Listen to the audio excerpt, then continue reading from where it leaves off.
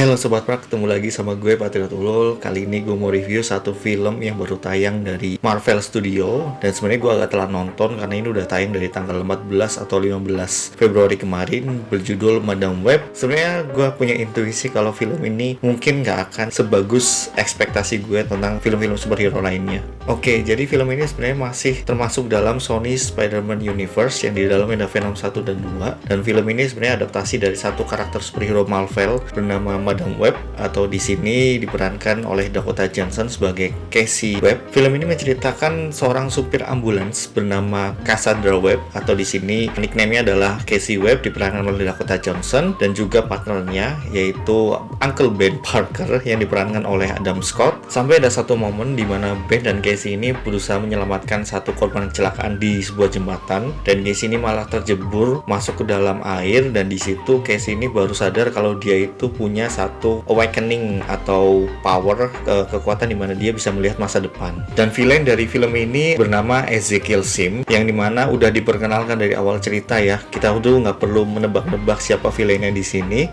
Dan Ezekiel Sim ini punya satu ketakutan atau paranoid kalau dia akan dibunuh oleh 3 orang superhero, di mana dia itu sebelum dibunuh lebih baik dia itu nyari siapa 3 orang ini dan bunuh mereka terlebih dahulu. Dan si Ezekiel Sim ini sebenarnya dengan Casey Webb ini tidak punya satu crossfade yang sama awalnya ya, sampai akhirnya Casey Webb ini masuk ke dalam sebuah subway. Dia tuh awakening lagi, dia tuh bisa melihat masa depan, dan kemudian dia melihat kalau ada 3 orang cewek muda yang akan dibunuh sama Ezekiel Sim, lalu dia itu menyelamatkan 3 cewek muda inilah. Overall menurut gue sebenarnya film ini nggak buruk ya, kalau kita nggak punya ekspektasi film ini bakal setara at least sama film superhero Marvel lainnya seperti The Marvels. Tapi bahkan film ini tuh nggak bisa disandingkan dengan The Marvel sih, karena dari segi penceritaan aja film ini menurut gue masih terlalu dangkal, dan kita nggak usah ngomongin CGI dan lain-lain, itu bakalan jauh pasti. Tapi so far film ini masih ringan, at least untuk tontonan kita bawa keluarga nonton Dakota Johnson, ini masih enak banget sih film ini untuk ditonton. Tapi sebenarnya film ini juga ada beberapa masalah yang udah kelihatan dari awal.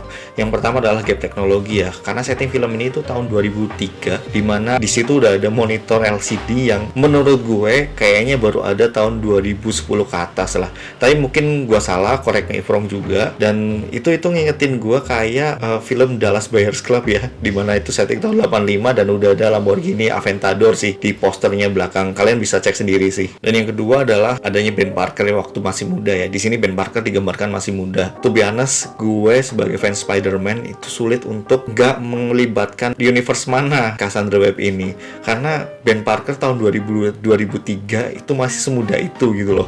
Apakah ini masuk universe-nya Tom Holland atau dia itu punya universe sendiri? Mungkin kalian punya teori lain, silahkan kasih ke kolom komentar. Terus yang ketiga adalah kostum dari 3 orang ya yang akan ngebunuh si Ezekiel Sim ini. Dan walaupun ketiga Spider-Woman ini bisa dibilang hanya kayak glimpse aja lah di mimpinya Ezekiel, tapi kostum mereka itu jelas gitu loh, dan gue ngerasa kostum mereka itu nggak banget lah. To be honest, kostumnya Kick-Ass itu masih jauh lebih baik daripada kostumnya mereka. Tapi kalau lu punya pendapat lain silahkan tulis di kolom komentar. Yang keempat sebenarnya juga kembali ke awal cerita ya, dimana ibunya Casey ini, spoiler alert, diselamatkan oleh satu suku Spider-Man. To be honest, literally masyarakat Spider-Man bernama Las Aranas, dan mereka itu nyelamatin ibunya Casey, walaupun akhirnya yang selamat cuma Casey. Tapi gue pikir si Las Aranas ini bakalan tampak seperti indigenous people lah. Mungkin kalau lu pernah nonton X-Men, gue berharap tuh dia at least kayak Warpath, tapi ternyata ini malah full white,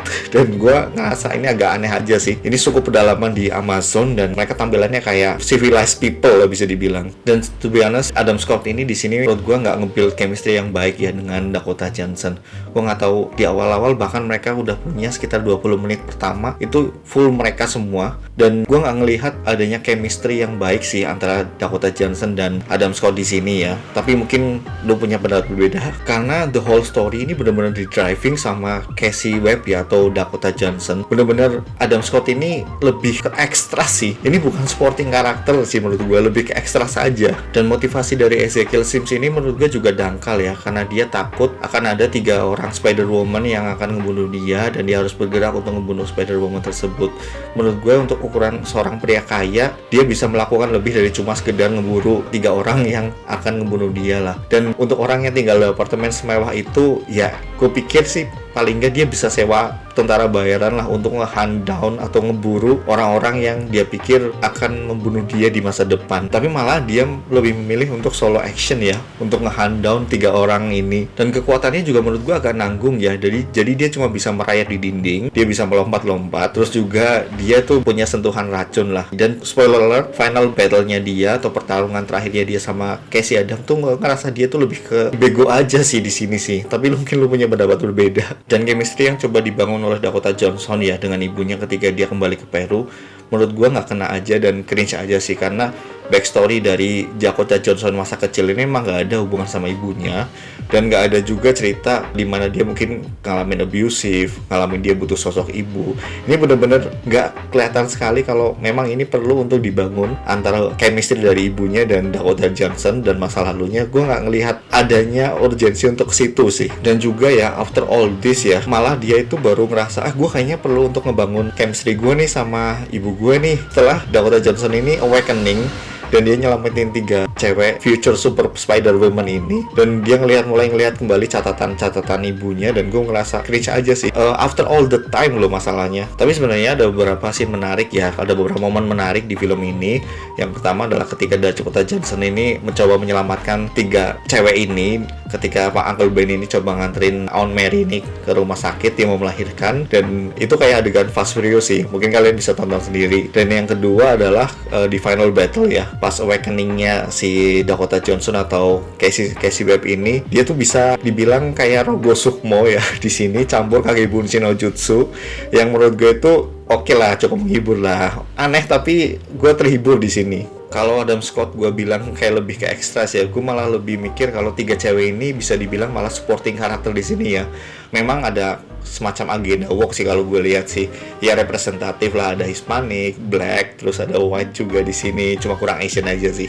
Dan di sini tuh gue terhibur dengan tingkah 3 orang ini ya, karena mereka masih kayak teenage, masih remaja, masih konyol, dan to be honest backstory mereka itu cukup brief. Gue merasa itu gue nggak perlu untuk tahu ke dalam-dalam, tapi intinya punya satu benang merah yang sama, yaitu mereka bertiga adalah broken family ya. Satunya ada yang imigran gelap, satunya ada yang ditinggal orang tuanya jauh untuk kerja, satunya anak broken home karena cerai. Dan sebenarnya ending dari film ini menurut gue adalah predestination paradox ya, dimana justru ketika lu mencoba untuk merubah masa depan lu malah mendekati ke realitas dari masa depan lu yang sebenarnya akan terjadi gitu loh. Dan in the end Casey Webb ini dibikin seperti dia seharusnya ada di komik sih. Mungkin kalau kalian yang udah pernah baca komiknya ya, kalian bisa tahu lah apa yang akan terjadi. Oke, mungkin segitu aja ya review film ini dari gue. Secara cerita sebenarnya film ini nggak buruk, tapi kalau disandingkan dengan film-film superhero lainnya di zaman sekarang emang kalah jauh lah secara kualitas cerita dan secara kualitas CGI. Tapi untuk skor gue masih kasih 5,5/10. Film ini masih ringan kok, memang cocoknya lebih cocok di OTT menurut gue, tapi film ini masih bisa dinikmati untuk tontonan keluarga lah. See you the next movie review, bye bye Sobat Park.